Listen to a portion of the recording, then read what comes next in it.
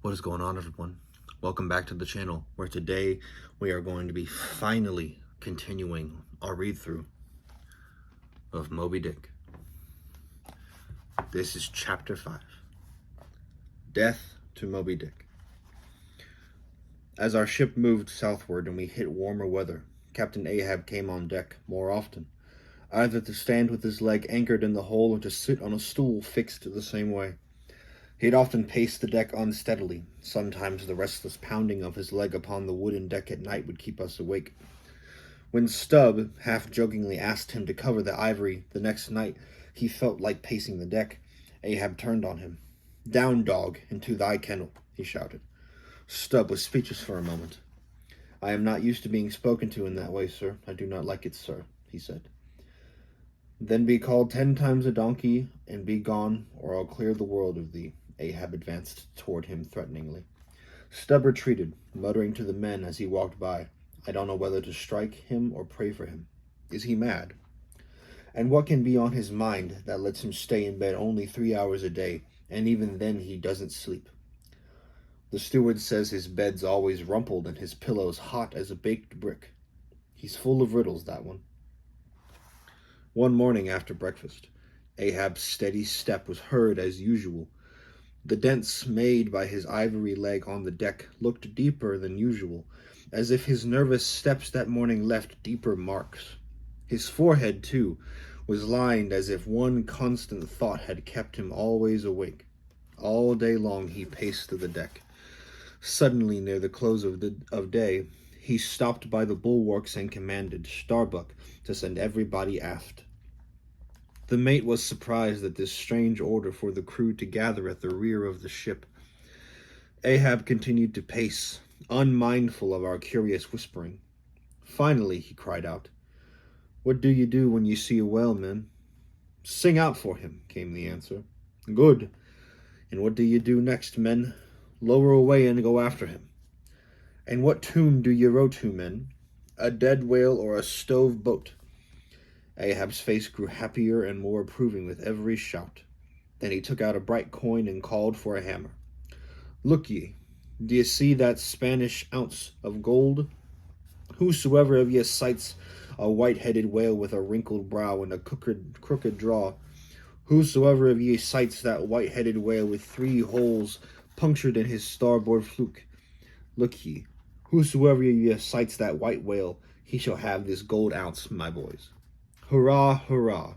the seamen shouted as Ahab nailed the gold coin to the mast. "It's a white whale, I say," continued Ahab. "Look sharp for white water. If you see but a bubble, sing out." All this time, Tashtego, Daggoo, and Queequeg had been looking on with more interest and more surprise than the rest of the crew. At the mention of the wrinkled brow and crooked jaw, they had started, as if each were touched by some past memory. "Captain Ahab," said Tashtego, "that white whale must be the one called Moby Dick." "Aye. Do you know the white whale, then, Tash?" "Does he move with his tail from side to side before he goes down?" asked Tashtego. "And he has an odd spout, and he is mighty quick, Captain Ahab?" asked Daggoo. "And he have 2-3 iron in him hide, too, Captain," cried Queequeg. "All twisky, like so," and Queequeg circles his hand round and round, "like so." "Corkscrew," cried Ahab. "Aye, Queequeg, the harpoons lie all twisted in him." "Aye, Daggoo, his spout is a big one." "Aye, Tashtego, and he moves his tail from side to side." "He fantails before going down. Death and devils. Men, it is Moby Dick ye have seen. Moby Dick, Moby Dick." "Captain Ahab," said Starbuck, "was it not Moby Dick that took off thy leg?"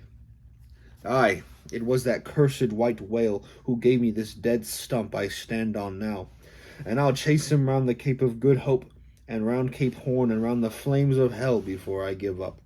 And this is what ye have shipped for, men, to chase that white whale over all sides of the earth until he spouts black blood and rolls over. What say ye, men?